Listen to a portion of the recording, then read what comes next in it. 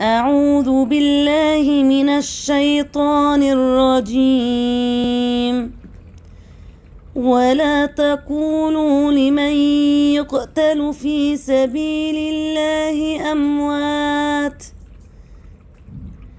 بل أحياء ولكن لا تشعرون. ولنبلونكم بشيء من الخوف والجوع ونقص من الأموال والأنفس والثمرات وبشر الصابرين الذين إذا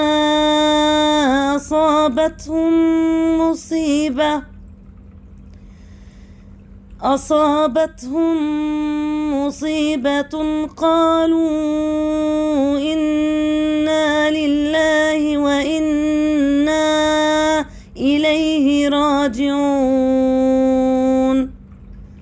أولئك عليهم صلوات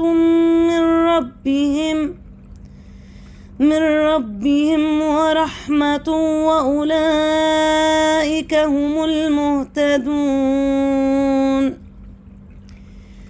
إن الصفا والمروة من شعائر الله فمن حج البيت أو اعتمر فلا جناح عليه أن